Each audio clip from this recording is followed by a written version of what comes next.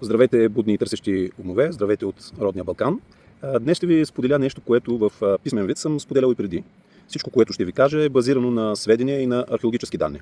Нищо от това, което ще кажа, не е мое хрумване, нито са твърдения на някакъв вид свръхестествено просветление. Ще се запита някой защо ви го казвам по този начин. Правя го умишлено, за да дам аргументи.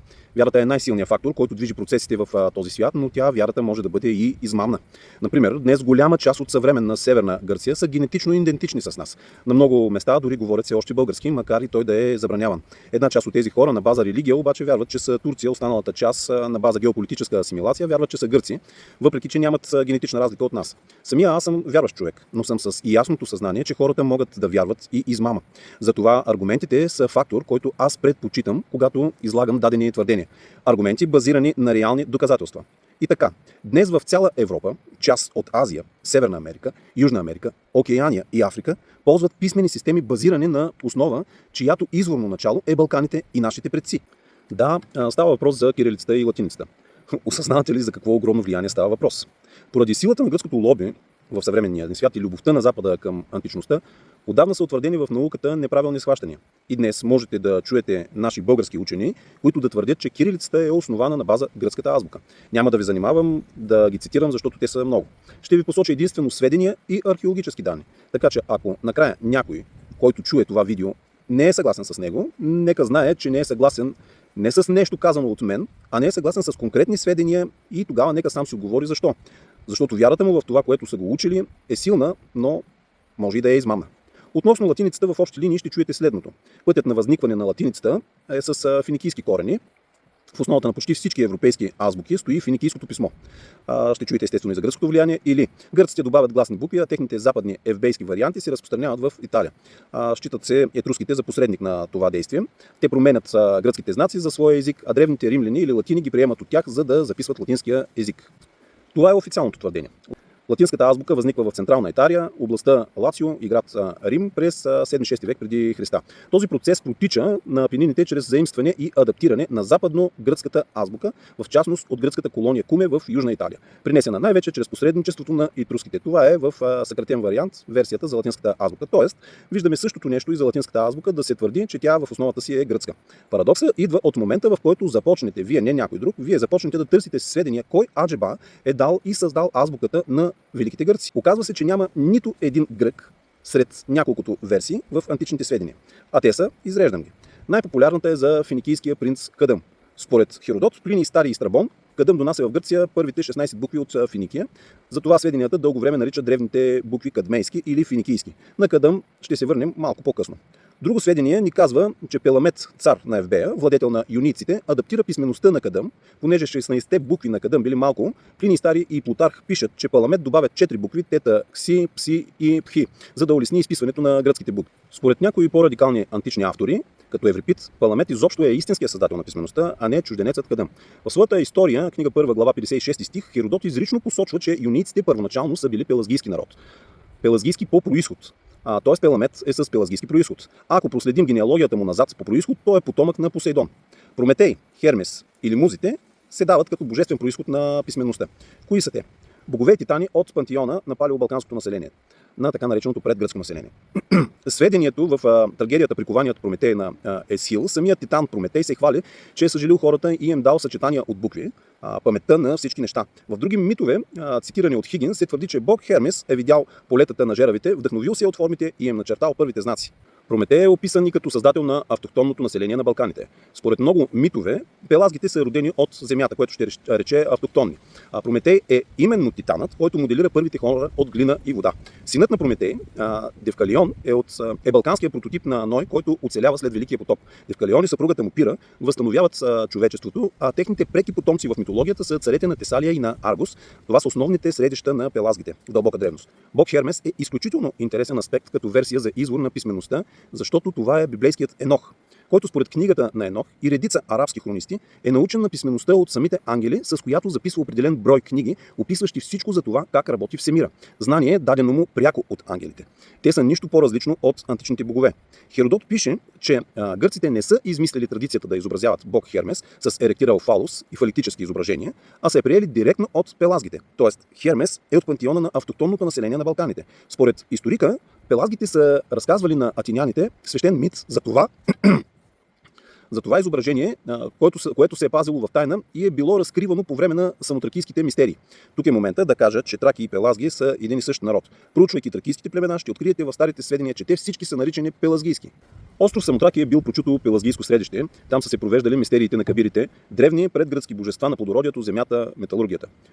Друга личност е Лин. В античните текстове, например при Диодор Сицилийски, се казва, че Лин, легендарният музикант и брат на Орфей, е първият, който адаптира кадмейските букви към гръцкия език, за да записва поезия и митове. Нещо повече. Учените отбелязват, че тези древни букви понякога са наричани в античността пелазгийски букви, свързвайки ги с предгръцкото население на Балканите. Следващият е Орфей. Според Алкидамант, античен ритор, и по-късни византийски хроники, които обобщават изгубени антични текстове, тракиецът Орфей е същинският откривател на буквите. Версията гласи, че музите са го вдъхновили, а гърците просто са заимствали писмеността от неговите последователи. В своята историческа библиотека, книга 3, 67 пасаж, Диодор Сицилийски описва как буквите са донесени от Финикия, но първо са променени от музиканта Лин. Но в древността те са наричали пелазгийски. Ето и цитат. Прочие казват, че Лин написал с финикийски букви деянията на първия Дионис, а също и други митове и ги оставил в своите спомени. По същия начин си послужил с финикийските букви и Орфей, и Пронапидес, който бил учител на Омир и надарен певец. А тези букви, понеже пелазгите първи си послужили с преиначените им форми, били наречени пелазгийски. За Орфей като първо откривател, Алкидамант в оцелялата реч Одисей от древногръцкия софист Алкидамант, 5-4 век преди новата ера, директно се оспорва заслугата на Паламет, като се посочва, че Орфей е научил хората на писменост. Ето и цитат. Но впрочем, писмеността е открита от Орфей, ученик на музите, а Паламет само я е заимствал от него. До тук всички посочени са по происход трако-пелазги. И сега да се върнем при финикийския принц Кадъм. Кадъм и финикийските знаци, Херодот в своята история, книга 5, 58 пасаж, описва исторически спомен на гърците за това откъде са дошли символите. А тези финикийци, които дошли с Кадъм, като се заселили по тези земи, предали на елените много науки и изкуства, а между другото и буквите, които елените преди това, както изглежда, нямали. Отначало те си служили с онези букви, с които си служат и всички финикийци, но след това, с течение на времето, заедно с езика, променили и формата на буквите. Ако проследим неговото родословие назад, виждаме, че стигаме до Посейдон. Първото поколение на предците му идва от Посейдон, бог на моретата, и Ливия, Либия, митичната нимфа, персонификация на Либия или на Африка. Но тук е важно да се отбележи, че самата Ливия е дъщеря на Епав, първият цар на Египет и внучка на Зевс и неговата любима Йо. Зевс е наричан цар пелазгийски, а Йо, която египтяните наричат Изида, е пелазгийска принцеса.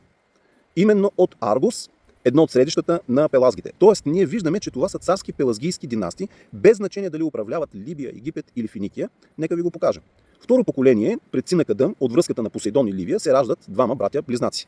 Бел, който управлява Египет, и Агенор, който заминава на изток и става цар на Финикия. Агенор е бащата на Кадъм. Той е правнук на пелазгийските Зевс и Йо през Ливия.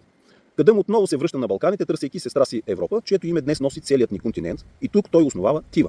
Запомнете, че най-старата топонимия, носила името Европа, е в Тракия. Това е територията до Родопите. Не случайно и старото име на река Марица носи същото название Хеброс сиреч Еврос. Накратко, така наречената финакийска азбука е пелазгийска. Имаме ли още свидетелства за това? О, да, има. От гледна точка на античната митология или митологична хронология и логиката на древните автори, като Диодор Сицилийски, да, съществува силно аргументирана линия, според която тази писменост в основата си е пелазгийска.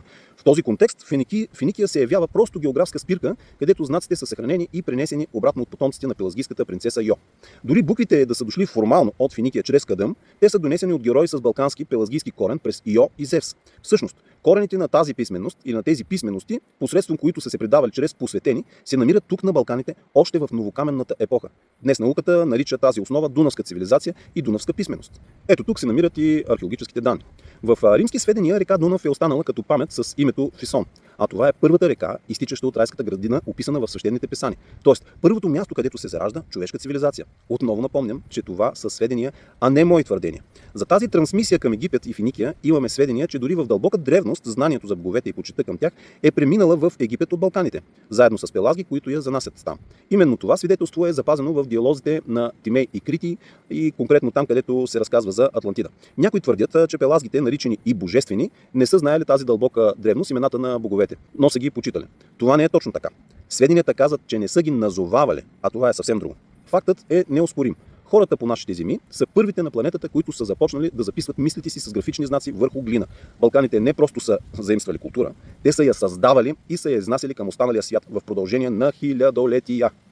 В книга втора, наречена Ефтерпа на история на Херодот, който наричат бащата на история, посвещава голяма част от тази книга именно на Египет и изрично описва как религиозните вярвания и богове са пътували между Балканите, Пелазгите, Египет и Тракия. Ето как се подрежда това удивително сведение според думите на самия Херодот.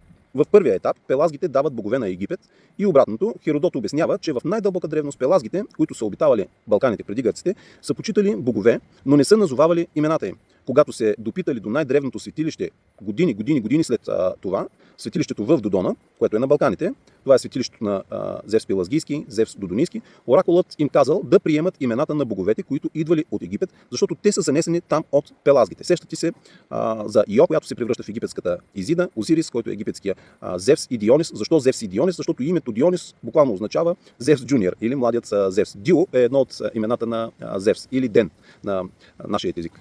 Херодот разказва за това в книга 2, 50 и 52 пасаж, ето цитирам го.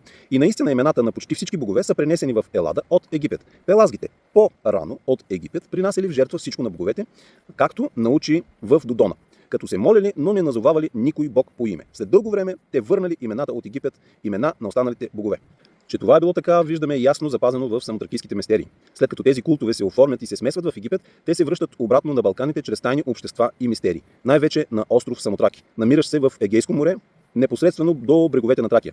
Херодот изрично подчертава, че самотракийските мистерии са пелазгийски по произход, но са тясно свързани с древноегипетските божества и култове, като тези на боговете Кабири и Хермес. Сега трябва да ви стане ясно, защо в древността нашите посветени, преди да стъпят във власт и призвание, са прекарвали няколко годишно обучение в най-стария храм на Египет, или това е град Саис. Такива са били Орфей, Лин, Музей, Солон, Золмоксис, Декеней, велик жрец и съвладетел на гетския цар Боребиста, който в старобългарските източници и тези на нашите възрожденци, те директно назовават като български владетел, част от генеалогията на българските царе. Името на Хермес също присъства в българските владетелски династии. Това е родът Ерми. Името на владетелят ни Кормисош е само просто една от версиите на името Хермес. Нашите предци фригите, които са тракийско племе, наричали Хермес Анак. Ето как го откриваме като библейският Енох. Стефан Византийски директно казва, че Анак е библейският Енох, предал ангелската писменост и записани книги на синовете си. Ще завърша това видео с сведението от арабския хронист Ал-Масуди, който записва в Златните ливади, че синове, потомци на Енох, са българите, старорусите и всички славяноезични народи. Мили хора, ако имате проблем с поделената информация, нямате проблем с мен. Имате проблем с записаната история и реални археологически данни. Имате проблем с това как тя е предадена на вас. Какво сте повярвали и в каква измамна представа се чувствате комфортно. Но това не е заслуга на паметта, предавана от предците ви, а е заслуга на техните врагове. Сами решавате какво да вярвате, а собственото ви его и умението ви на самокритика ще определи дали чрез смирение ще прозрете заблудите и ще се освободите от тях. До скоро виждане!